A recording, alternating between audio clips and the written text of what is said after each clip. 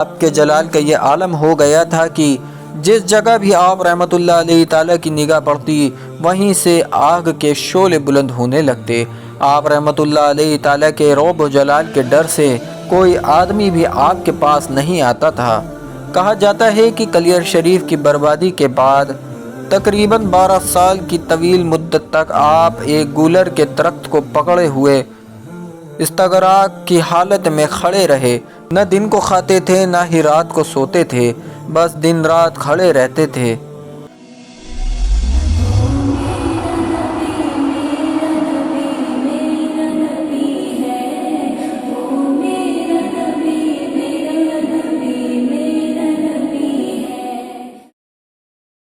السلام علیکم ورحمۃ اللہ وبرکاتہ۔ معزز ناظرین، آج پھر ہم حاضر خدمت ہیں ایک نئی ویڈیو کے ساتھ، اور آج کی اس ویڈیو میں ہم حضرت صابر پاک رحمۃ اللہ علیہ تعالیٰ کی زندگی کی چند واقعات اور ان کی کرامات کے بارے میں بات کریں گے انشاءاللہ، اس لیے ویڈیو کو پورا لازماً دیکھیں۔ جیسے کہ آپ لوگ جانتے ہیں کہ صابر پاک رحمۃ اللہ علیہ تعالیٰ کا سالانہ عرس جاری ہے، اور اسی عرس کے موقع پر ہم صابر پاک کے چاہنے والوں کے لیے یہ خاص ویڈیو لے کر آئے ہیں۔ آئیے ویڈیو کو شروع کرتے ہیں۔ کلیئر شریف میں صابر پاک رحمۃ اللہ علیہ تعالیٰ کی آمد۔ حقیقت گلزار صابری سے روایت ہے کہ حضرت علاء الدین علی احمد صابر پاک علیم اللہ ابدال کے ساتھ کلیئر شریف پہنچے اور مسمات گلزاری روغن گر کے یہاں مقیم ہوئے، اور اس کے مکان کے ایک گوشے میں سکونت اختیار کر لی اور حسب معمول عبادت و ریاضت میں مشغول ہوئے۔ بہت جلد آپ کے جہد و تقوی کی شہرت تمام آبادی کلیئر شریف میں پھیل گئی۔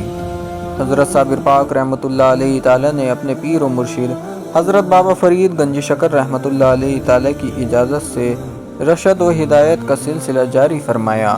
سب سے پہلے مسمت گلزاری ضائفہ آپ کی مرید ہوئیں، اور اس کے بعد اس کا بیٹا باہ الدین مرید ہوا۔ جب آپ کی شہرت ہونے لگی تو کچھ لوگ، جن میں عمرہ قاضی تبرک شامل تھے، آپ رحمۃ اللہ علیہ تعالیٰ کی خلم خلا مخالفت کرنے لگے۔ قاضی تبرک کی مخالفت کی انتہا نہیں رہی۔ آپ نے کلیئر شریف کی مسجد میں بھی وعظ و نصیحت کا سلسلہ شروع کیا۔ یہ بات قاضی تبرک کو سخت ناگوار معلوم ہوئی۔ اس نے رئیس کلیئر قیام الدین سے شکایت کرنی شروع کر دی اور آپ کی طرف سے اس کو بدظن کر دیا۔ ایک دن جمعہ کی نماز کے بعد، جبکہ حضرت صابر پاک رحمۃ اللہ علیہ تعالیٰ مسجد میں وعظ فرما رہے تھے، اہلیان کلیئر وہاں جمع تھے۔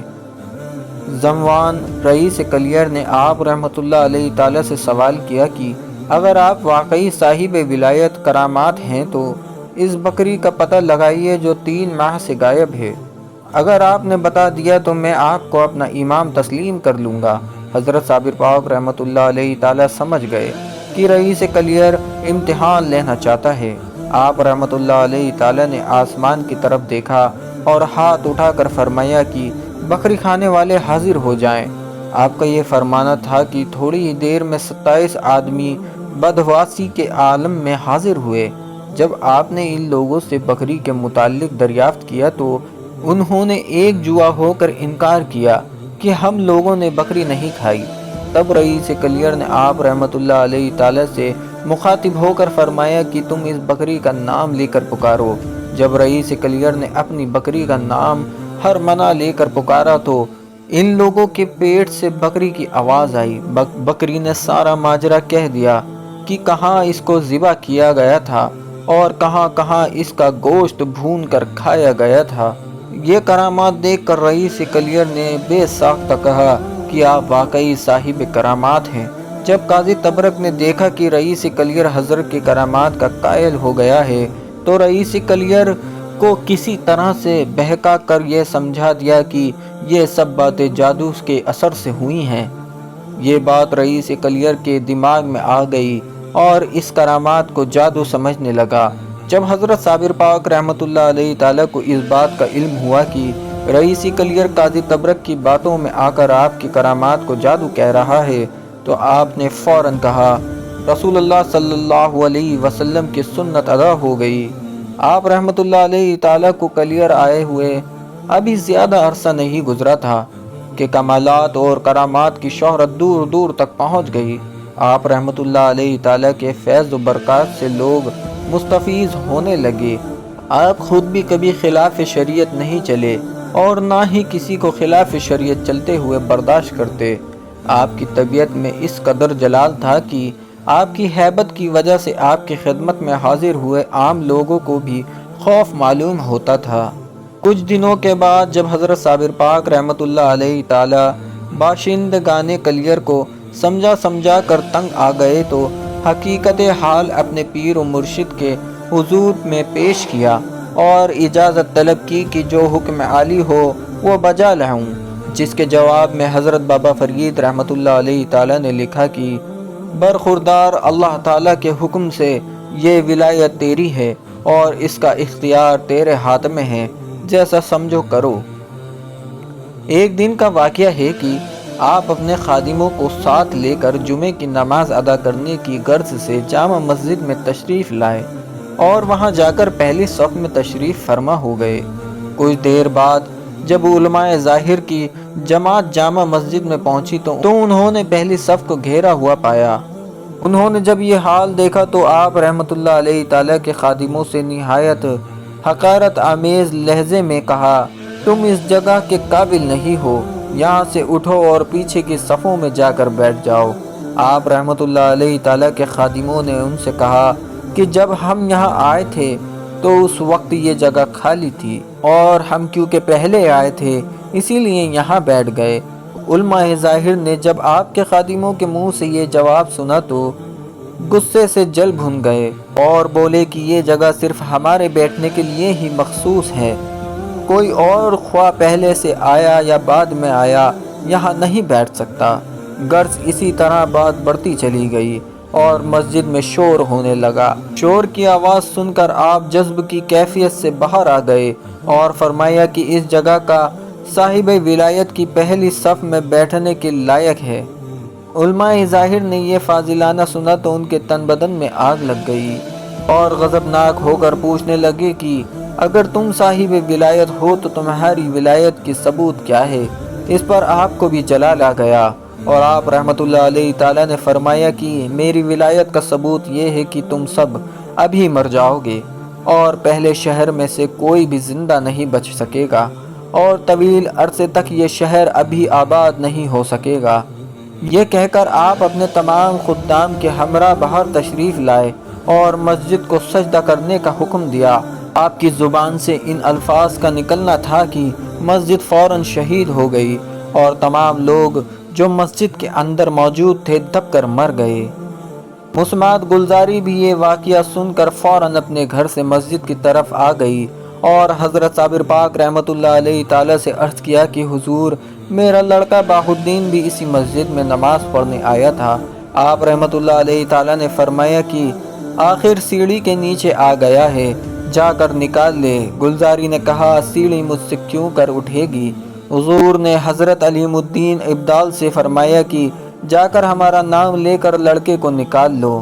علیم الدین ابدال آپ رحمۃ اللہ علیہ تعالیٰ کے حکم کے مطابق سیڑھی کے پاس آئے اور باہ الدین کو نکال کر اس کی ماں مسمات گلزاری کے حوالے کر دیا۔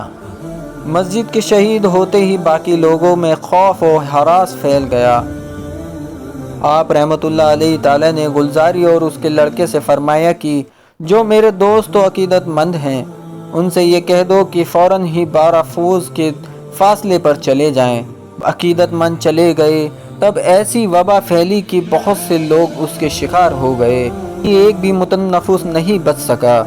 اس وقت جب آپ کی قہر آلود نظر زمین پر پڑی تو کلیر شریف کے چاروں طرف 10 فوٹ سے زیادہ رقبے میں انسان، مویشی، درخت اور کھیتیاں وغیرہ سب کچھ جل کر خاک ہو گئی۔ جیسا کہ آپ سن چکے ہیں کہ آپ رحمۃ اللہ علیہ تعالیٰ کے اندر شروع سے ہی جلالی کیفیت بہت تھی، مگر کلیر شریف کی بربادی کے بعد تو آپ رحمۃ اللہ علیہ تعالیٰ کی یہ کیفیت اپنی انتہا کو پہنچ گئی۔ آپ کے جلال کا یہ عالم ہو گیا تھا کہ جس جگہ بھی آپ رحمۃ اللہ علیہ تعالیٰ کی نگاہ پڑتی وہیں سے آگ کے شعلے بلند ہونے لگتے۔ آپ رحمۃ اللہ علیہ تعالیٰ کے رعب و جلال کے ڈر سے کوئی آدمی بھی آپ کے پاس نہیں آتا تھا۔ کہا جاتا ہے کہ کلیر شریف کی بربادی کے بعد تقریباً 12 سال کی طویل مدت تک آپ ایک گولر کے درخت کو پکڑے ہوئے استغراق کی حالت میں کھڑے رہے۔ نہ دن کو کھاتے تھے نہ ہی رات کو سوتے تھے، بس دن رات کھڑے رہتے تھے۔ ان کے حالات کا علم جب حضرت بابا فرید گنج شکر رحمۃ اللہ علیہ تعالیٰ کو ہوا تو انہوں نے بہت افسوس ہوا۔ انہوں نے اپنے مرید و خادموں سے فرمایا کہ جو بھی صابر کو بٹھانے میں کامیاب ہو جائے گا، جو چاہے گا وہی پائے گا۔ اس بات کو سن کر حضرت شمس الدین جو بابا فرید گنج شکر رحمۃ اللہ علیہ تعالیٰ کی خدمت میں تھے، آپ کو بٹھانے کا وعدہ کیا۔ بابا فرید رحمۃ اللہ علیہ تعالیٰ نے حضرت شمس الدین کو سمجھایا کہ خبردار علی احمد صابر پاک رحمۃ اللہ علیہ تعالیٰ کے سامنے سے نہ گزرنا، بلکہ ان کی جانب سے کوشش کرنا اور دعا کی خدا تمہاری مدد کرے۔ آپ علیم اللہ ابدال کی معرفت سے کلیئر آئے۔ جب حضرت صابر پاک رحمۃ اللہ علیہ تعالیٰ کے مقام سے کچھ فاصلے پر رہ گئے تو آپ نے بآواز بلند قرأت کے ساتھ کلام اللہ شریف پڑھنا شروع کیا اور پشت کی جانب کھڑے ہو کر پڑھتے ہی رہے۔ شمس الدین کے پڑھنے کا انداز بہت ہی سہانا تھا۔ بڑی دیر کے بعد صابر پاک رحمۃ اللہ علیہ تعالیٰ متوجہ ہوئے اور فرمایا کہ پشت کی جانب کلام اللہ شریف پڑھنا ٹھیک نہیں ہے، سامنے آ کر پڑھو۔ آپ رحمۃ اللہ علیہ تعالیٰ اس طرح کلام اللہ پڑھتے رہے اور جب کافی دیر ہو گئی تو رک گئے۔ آپ صابر پاک رحمۃ اللہ علیہ تعالیٰ نے فرمایا کیوں رک گئے؟ پڑھو تو۔ شمس الدین نے عرض کیا کہ حضرت کھڑے کھڑے تھک گیا ہوں، اب کھڑے ہونے کی سکت نہیں رہی۔ حضرت صابر پاک نے فرمایا اچھا بیٹھ جاؤ۔ اس پر حضرت شمس الدین ترک پانی پتی رحمۃ اللہ علیہ تعالیٰ نے پھر عرض کیا کہ یہ کیسے ممکن ہے کہ حضور کھڑے رہیں اور غلام بیٹھ جائے؟ جب دوبارہ آپ نے بیٹھنے کو کہا تو شمس الدین ترک پانی پتی رحمۃ اللہ علیہ تعالیٰ نے وہی جواب عرض کیا اور کہا کہ اگر حضور بیٹھ جائیں تو بندہ بھی بیٹھ جائے۔ چنانچہ صابر پاک رحمۃ اللہ علیہ تعالیٰ نے بیٹھنے کا ارادہ فرمایا، لیکن کس طرح سے بیٹھتے؟ ہاتھ پیر سل ہو گئے تھے۔ حضرت شمس الدین نے بمشکل سہارا دے کر اسی گولر کے درخت سے کمر لگا کر آپ کو بٹھا دیا۔ جب صابر پاک رحمۃ اللہ علیہ تعالیٰ کو ہوش آیا تو آپ رحمۃ اللہ علیہ تعالیٰ نے شمس الدین رحمۃ اللہ علیہ تعالیٰ سے فرمایا کہ تجھ کو میرے مرشد نے بھیجا ہے۔ اس پر شمس الدین پانی پتی رحمۃ اللہ علیہ تعالیٰ نے جواب دیا کہ ہاں، جیسا کہ آپ کو معلوم ہے میرا ارادہ پاک پتن جانے کا ہے، مگر حضور مستقل طور پر اس غلام کو اپنی خدمت کا شرف عطا فرمائیے تو یہی قیام کروں۔ حضرت صابر پاک رحمۃ اللہ علیہ تعالیٰ نے آپ کے سر پر ہاتھ رکھا اور فرمایا کہ میرے فرزند ہو۔ اس کے بعد حضرت صابر پاک رحمۃ اللہ علیہ تعالیٰ نے حضرت شمس الدین ترک پانی پتی رحمۃ اللہ علیہ تعالیٰ کو باقاعدہ طور پر سلسلہ چشتیہ میں مرید کیا۔ اس کے بعد حضرت شمس الدین نے آپ رحمۃ اللہ علیہ تعالیٰ سے عرض کیا حضرت بھوک لگ رہی ہے۔ آپ نے ارشاد فرمایا کہ گولر توڑ کر ابال لو اور کھاؤ۔ اس پر شمس الدین ترک پانی پتی نے گولری توڑ کر ابالی اور مرشد کے سامنے پیش کی۔ آپ رحمۃ اللہ علیہ تعالیٰ نے کھانے سے انکار کر دیا۔ اس پر شمس الدین ترک پانی پتی رحمۃ اللہ علیہ تعالیٰ نے کہا یہ کیسے ممکن ہے کہ حضور نہ کھائیں اور میں کھاؤں؟ تو آپ رحمۃ اللہ علیہ تعالیٰ نے گلریا کھائی۔ پھر حضرت شمس الدین ترک پانی پتی رحمۃ اللہ علیہ تعالیٰ نے آپ کو وضو کرایا اور دونوں نے نماز مغرب ادا کی اور عشاء کی نماز کے بعد حضرت صابر پاک رحمۃ اللہ علیہ تعالیٰ نے آپ کو ہدایت فرمائی کہ بعد نماز عشاء میرے نزدیک ہرگز نہیں آنا بلکہ دور الگ رہنا۔ تہجد کی نماز کے وقت آنے کی اجازت ہے۔ حضرت شمس الدین ترک پانی پتی رحمۃ اللہ علیہ تعالیٰ نے کچھ دیر جا کر اپنی رات بسر کی۔ حضرت شمس الدین ترک پانی پتی رحمۃ اللہ علیہ تعالیٰ کا روزانہ یہی اصول ہو گیا کہ آپ تہجد کے وقت اپنے مرشد کی خدمت میں حاضر ہوتے، ان کو استغراق کی حالت میں پاتے تو 3 بار کان میں صلا کہتے تو ان کے ہوش آ جاتا، پھر ان کو وضو کراتے اور بعد نماز تہجد اور فجر کے عالم استغراق میں غرق ہو جاتے اور کبھی کبھی اسی گولر کا ٹہنا پکڑ کر کھڑے ہو جاتے۔ حضرت شمس الدین ترک پانی پتی رحمۃ اللہ علیہ تعالیٰ ان کو یاد دلاتے کہ نماز کا وقت قریب ہے تو آپ وضو فرماتے اور نماز ادا کرتے۔ حضرت شمس الدین ترک پانی پتی رحمۃ اللہ علیہ تعالیٰ نے پھر ایک جھوپڑی تیار کی اور دونوں وہاں رہنے لگے۔ حضرت صابر پاک رحمۃ اللہ علیہ تعالیٰ روزانہ دن میں روزے سے رہتے اور افطار کے وقت شمس الدین ترک پانی پتی رحمۃ اللہ علیہ تعالیٰ گل ریا ابال کر آپ کے سامنے پیش کرتے تو کبھی کبھی عالم استغراق میں فرماتے کہ خدا کھانے پینے سے پاک ہے، پھر کچھ ہوش آتا تو فرماتے ہاں لاؤ خدا خدا ہی ہے اور بندہ بندہ ہی ہے۔ اللہ سبحان اللہ۔ سوائے حضرت شمس الدین ترک پانی پتی رحمۃ اللہ علیہ تعالیٰ کے اور کوئی بنی آدم خدمت عالی میں نہیں رہتا تھا۔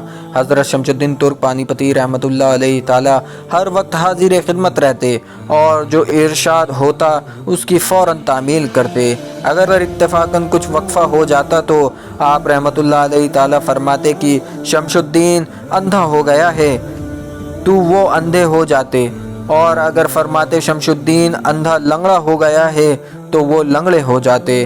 پھر جب آپ رحمۃ اللہ علیہ تعالیٰ کو اپنے فرزند کا اندھا لنگڑا ہونا محسوس ہوتا تو بارگاہ الہی میں دعا کرتے کہ اے رب العالمین، میرا تو ایک ہی بیٹا ہے، اس کو اچھا کر دے۔ بس حضرت شمس الدین ترک پانی پتی رحمۃ اللہ علیہ تعالیٰ فوراً اصلی حالت پر آ جاتے۔ روایت ہے کہ جب حضرت شمس الدین ترک پانی پتی رحمۃ اللہ علیہ تعالیٰ آپ کی خدمت میں آئے اور حضرت مخدوم پاک رحمۃ اللہ علیہ تعالیٰ کے نزدیک جھوپڑی میں رہنے لگے تو رفتہ رفتہ دیگر افخاذ کی آمد رفت شروع ہو گئی۔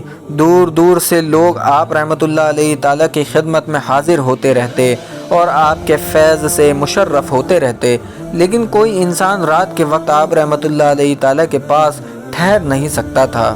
ایک مرتبہ کا ذکر ہے کہ حضرت نظام الدین محبوب الہی کا ایک مرید حضرت صابر پاک رحمۃ اللہ علیہ تعالیٰ کی خدمت میں حاضر ہوا۔ بعد سلام و پیغام رسانی کے حضرت سے دریافت کرنے لگا کہ حضرت کے کتنے مرید ہیں؟ آپ رحمۃ اللہ علیہ تعالیٰ نے فرمایا کہ صرف ایک۔ پھر آپ رحمۃ اللہ علیہ تعالیٰ اس مرید سے دریافت کرنے لگے کہ تمہارے مرشد کے کتنے مرید ہیں کہ جتنے آسمان میں تارے ہیں؟ جواب سن کر حضرت مسکرائے اور فرمانے لگے کہ ہمارا شمس اولیاء میں مثل آفتاب ہے۔ روایت ہے کہ حضرت نظام الدین اولیاء کے خلیفہ خاص حضرت امیر خسرو رحمۃ اللہ علیہ تعالیٰ حضرت صابر پاک رحمۃ اللہ علیہ تعالیٰ کی زیارت کرنے کلیر شریف تشریف لائے اور اپنا کلام حضرت صابر پاک رحمۃ اللہ علیہ تعالیٰ کو سنایا۔ آپ ان سے بہت خلوص و محبت کے ساتھ پیش آئے۔ جب امیر خسرو واپس نظام الدین اولیاء کے پاس آئے تو انہوں نے سارا واقعہ سنایا تو حضرت نظام الدین اولیاء نے ان کی آنکھیں چوم لیں اور ہاتھ چوم لیے، کیونکہ انہی آنکھوں سے آپ کو حضرت صابر پاک رحمۃ اللہ علیہ تعالیٰ کا دیدار نصیب ہوا تھا اور مصافحہ کیا تھا۔